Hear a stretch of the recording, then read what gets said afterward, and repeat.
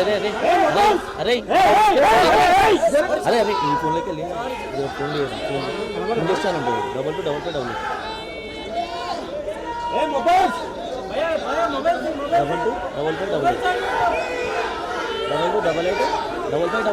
Last 2288 కాల్లో ఏం చేస్తాను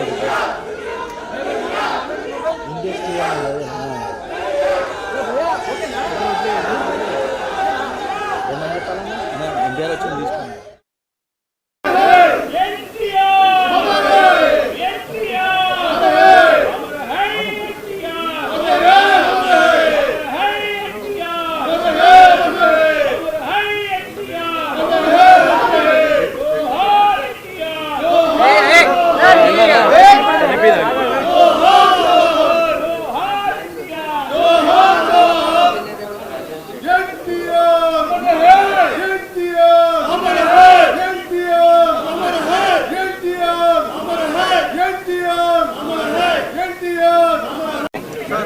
ఇవాళ విశ్వఖ్యాత నట సార్వభౌమ నటరత్న పద్మశ్రీ డాక్టర్ నందమూరి తారక రామారావు గారు తెలుగుదేశం పార్టీ వ్యవస్థాపకులు. ఆయన 101వ ఈ జయంతిని పురస్కరించుకొని మరి ఇక్కడ అందరూ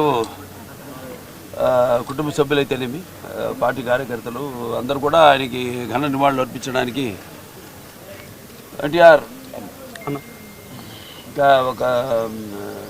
ఒక శక్తి ఆయన ఎన్నో సందర్భాల్లో చెప్పడం జరిగింది. ఎన్టీఆర్ అంటే కేవలం నందమూరి తారక రామారావు గారు మాత్రమే కాదు, ఎన్నట్టే నటనాలయం, ఆయన ఇల్లు ఒక నటనాలయం, అందులో ఆయన ఒక నటరాజు నరసింహుడు. టీ అంటే తారామండలంలోని తారక ధ్రువ తారకుడు, ఆర్ అంటే రాజర్షి రారాజు, రాజకీయ దురంధర యుగంధరుడు, రమణీయ రమ్య కమనీయ సౌమ్య గుణధాముడని. అలాగే ఆయన మొత్తం మొదటి నుంచి కూడా చూస్తే ఆయన ఈ జీవిత ప్రస్థానం ఒక మామూలు రైతు కుటుంబంలో పుట్టి, అలాగే ముందు అవకాశం వచ్చారు కూడా కాదు అని ముందు చదువుకే ప్రాధాన్యత ఇచ్చి ఆయన చదువు పూర్తి చేసుకున్నాక మరి చలనచిత్ర ప్రవేశంలోకి అడుగుపెట్టడం జరిగింది.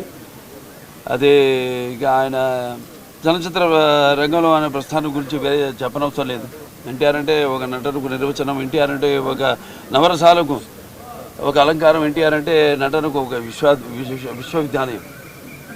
తర్వాత ఆయన ఈ రాజకీయ రంగ చలనచిత్ర పరిశ్రమలో మకుటలేని మహారాజుగా ఉన్నప్పుడే ఆయన ఈ చలనచిత్ర పరిశ్రమ నుంచి నిష్క్రమించి ఇటు రాజకీయ రంగ ప్రస్థానం చేయడం జరిగింది.